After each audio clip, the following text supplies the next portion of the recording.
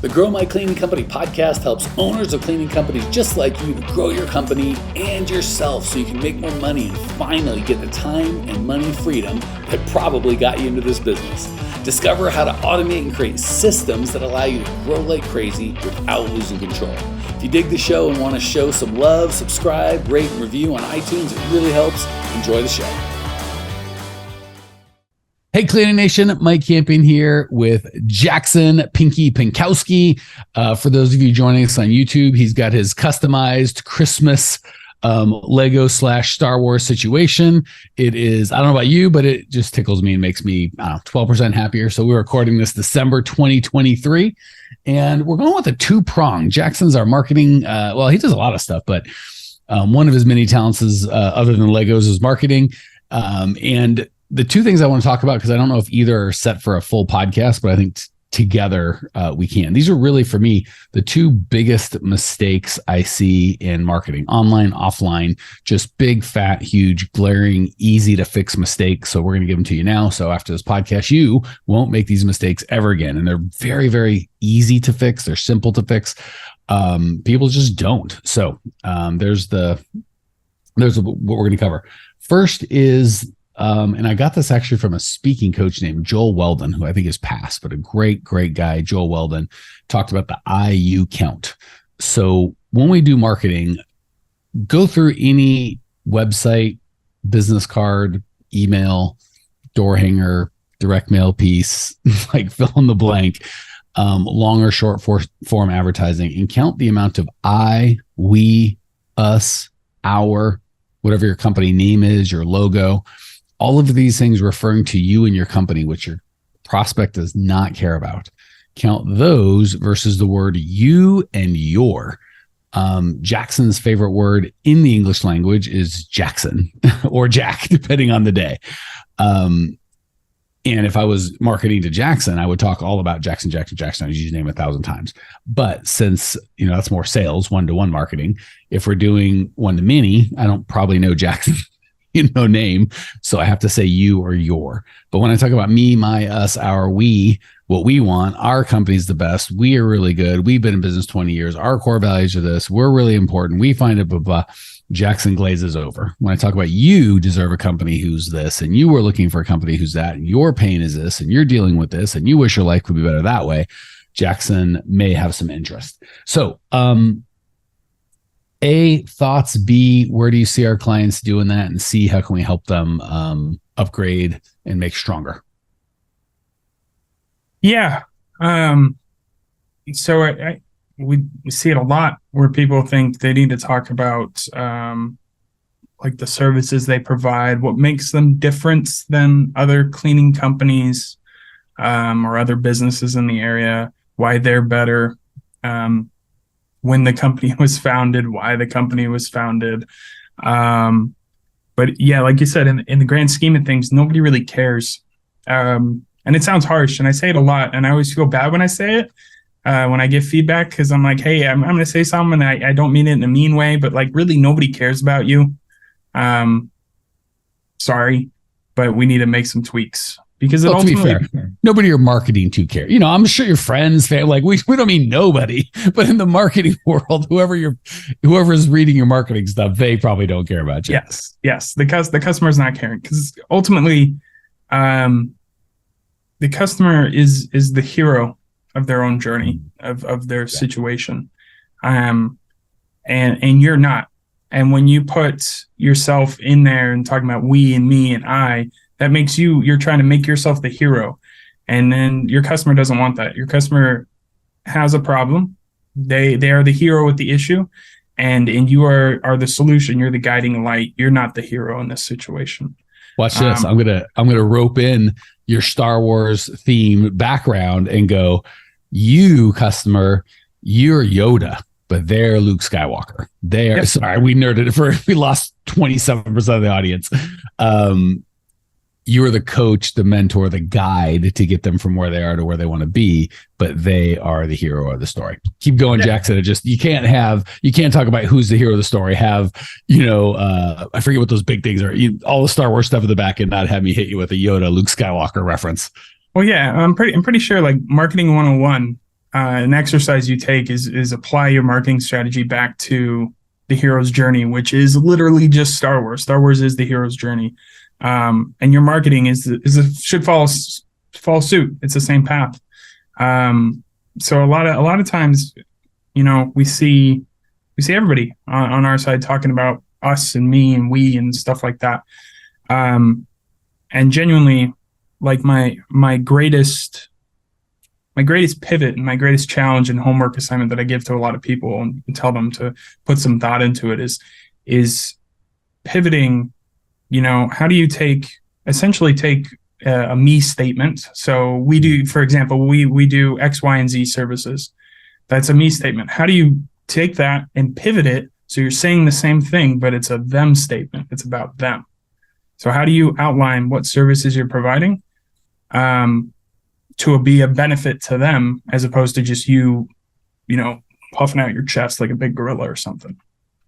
And the cool thing is, guys, gals, I'll give you a hint on that. You don't even have to tell them you do it. If you just explain you understand it, they're going to assume you can fix it. So you don't have to say, like, we've been in business for 50 years. They don't care. You might say you are looking for a company with enough experience so you could be comfortable the job's going to get done right. So if you say that, they're going to assume you're a company that has experience and will get the job done right. You deserve a company with at least 50 years of experience. You're looking for, when your pain is, so those are some perfect examples of, we've got the highest rating on Google. You're looking for a company that's got good online ratings so you can trust the process. So you can, by the way, is one of the best marketing phrases ever. So you can, so that, yeah. Well, and again, so you can throws in a W, right? So let's just take, we are the best cleaners out there. You are looking for the best cleaners so you can come home and feel great about yourself. You see how much more powerful that is than we're the best cleaners.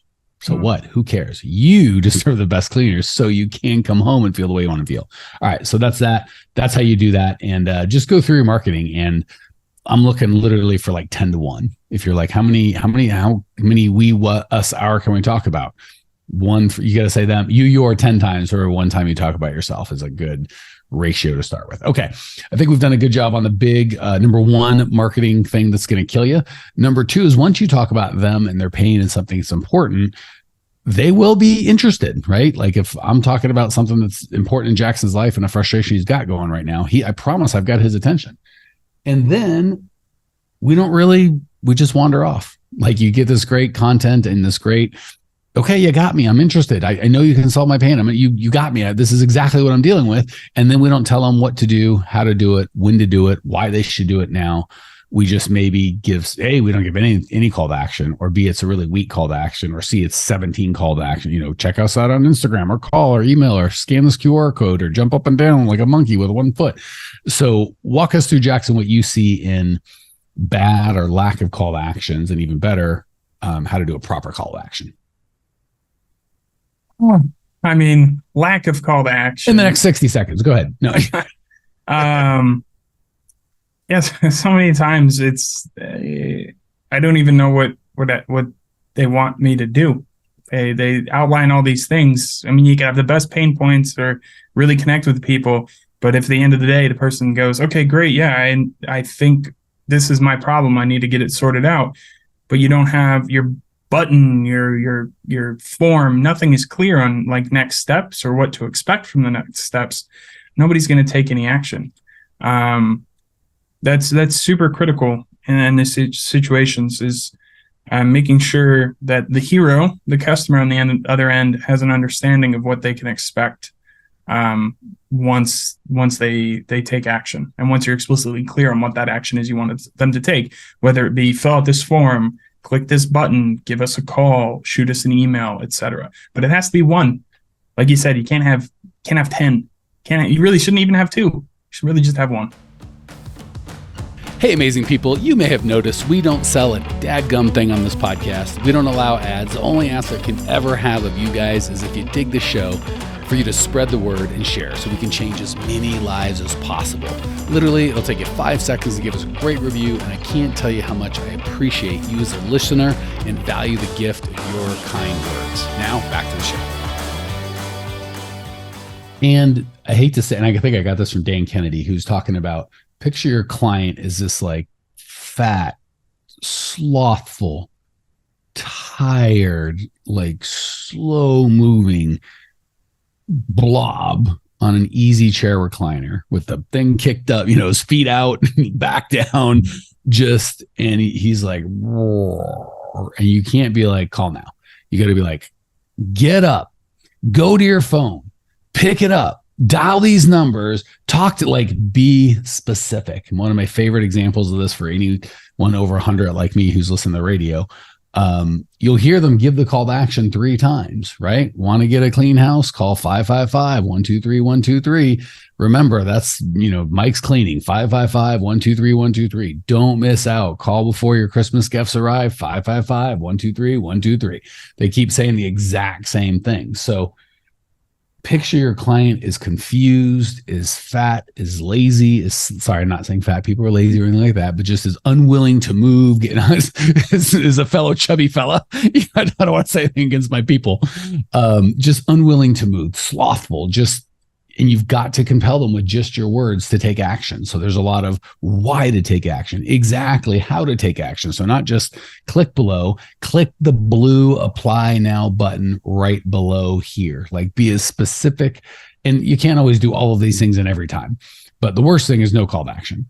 Second worst thing is an unclear call to action. Give us a call, but you don't put the number, or come to our website, but there's not a clickable link, or you kind of give a semi call to action, but not really, and it's hard to follow through on.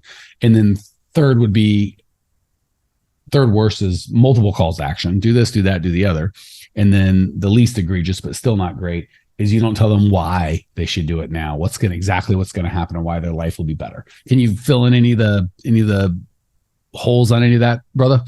No, that's perfect. It's basically, can it pass the grunt test? Like you said, fat, lazy, or I look at it like a caveman.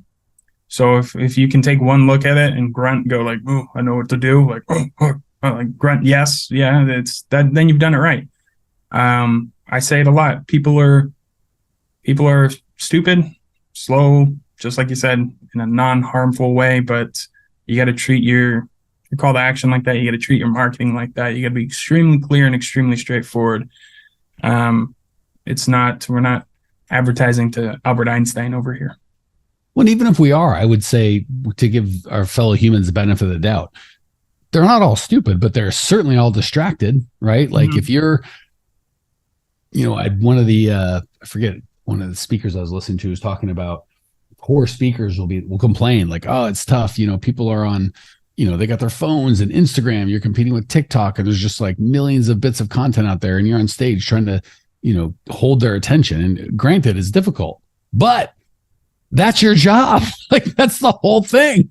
So same with advertising. It's tough. There's so much noise out there, and there's so much their Instagram, podcasts, people in the room. There's just Slack, Facebook Messenger, email. There's just crap going on. So we can shake our fist and talk about how it's not fair, be that as it may, or we can get better. So the good news is a lot of marketing is terrible. It's not clear. There's no call to action. Like, I love Apple. If you go to their website, typically it's just like one big, beautiful picture of a thing. It's like Jackson, they absolutely passed the grunt test. You get it. Beautiful phone. Click here to buy. Like, done and done. Google, the biggest company ever, just about. It's one little box and like very little window dressing. Sorry, what were you going to say, Jackson? You know how Apple's marketing started when they released their first computer? Their marketing was a tech sheet. It was literally, this is us. This is how the computer performs. This is what the computer does.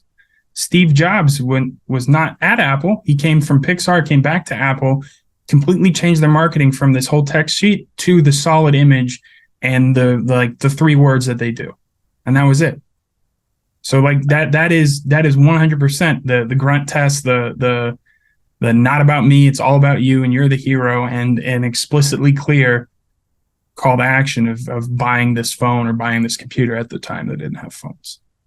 So just to wrap this, I would say and correct me if you think I'm overstating it, Jackson, 70% of the coaching, when people give us, here's some copy, a postcard, an email, whatever it is they want us to look at, 80%, maybe I'm speaking to it, 70, way more than half, probably closer to 70, 80% of the feedback I give is, I'll give you a bonus since we got a couple minutes.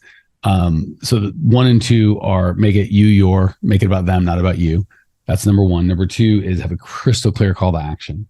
Number 3, which really goes under the your, like we're not just talking about them, we're talking about their pain very specifically. We're speaking about their pain in words that they're like, that guy gets me. Those 3 things, I would say, is probably 80% of the feedback that we give. So if you can just go over any of your marketing at all and go, who's this talking about, me or them? And when it is talking about them, is it talking about the pain that I can solve for them? And if so, am I telling them exactly what to do, exactly what's going to happen? People want confidence, right? If you're like, call now, but they don't, is it a half-hour call? Is it a 10-minute call?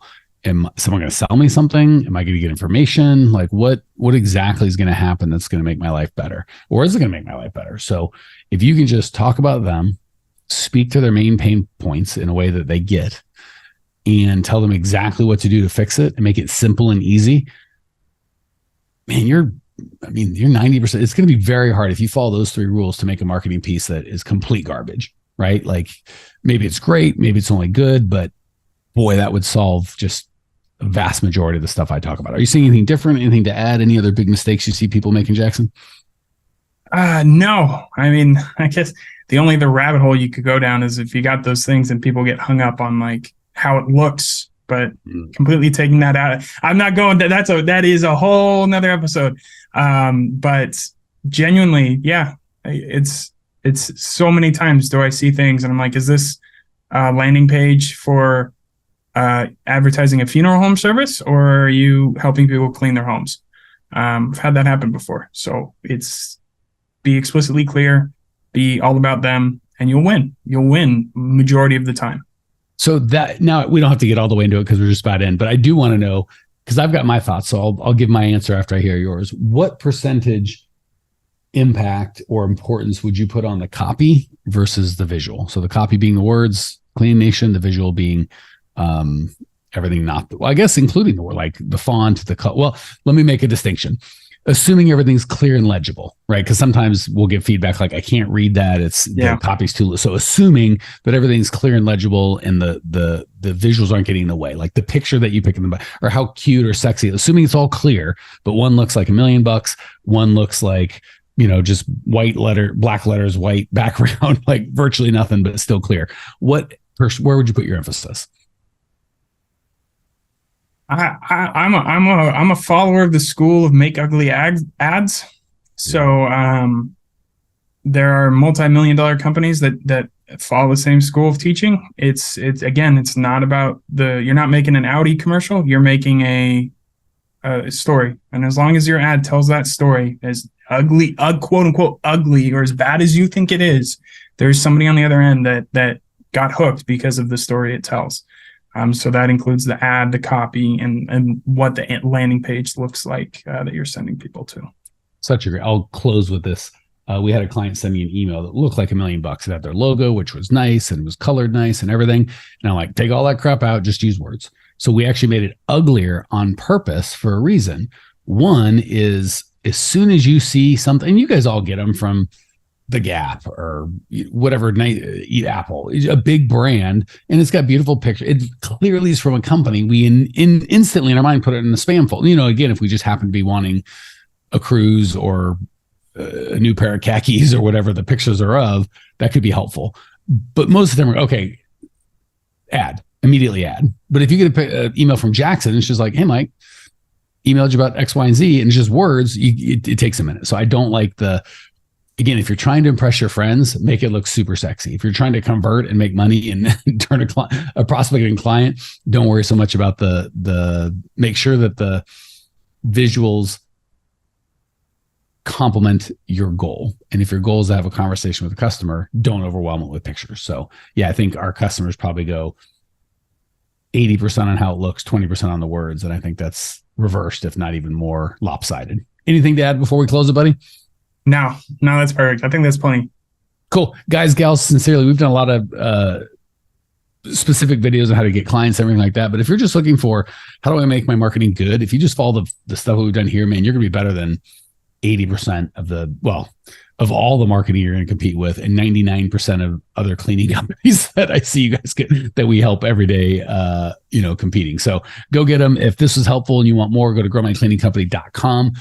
There's nothing for sale there, but you can reach out for some help. If you're not getting the goals that you want, we're recording this in December. If it's like, God bless America, 2023 has not been the 2023 I want. I'm just afraid 2024 is going to be the same. Reach out, shoot us an email. Here, I will be specific. Email me personally right now, Mike@growmycleaningcompany.com, and say, Mike, I listened to the podcast. My 2023 wasn't what I want it to be. I know you can help me make 2024 better. Tell me how you can help, and I will put you on. I'll get you no charge. A call with one of our coaches. We'll see if we can't come up with a plan for 2024 to make it help. So there you go. There's a clear call to action. Have a great time, Clean Nation. I'll see you in the next episode. Well, here we are, the end of the podcast, and you made it. Great job. I've got a little bonus for you for sticking through with me. But like I mentioned before, if you got value out of this podcast and you want to show a little love, subscribe, rate, and review on iTunes, Spotify, wherever the heck you're listening to this thing. Share it with a friend. Share the love. And as a special thank you for those of you that stuck with me to the end, how about I give you my personal phone number so we can text? It's a great way for me to get to know you, your business, your goals personally. So shoot me a text now, 602-932-6431, 602-932-6431. I am the only one who responds to these texts, and I will personally respond to everyone I possibly can as long as this number is manned. Don't know how long we're going to keep this at the end of the podcast, so grab it now, 602-932-6431. Give me a text, say hey, can't wait to meet you.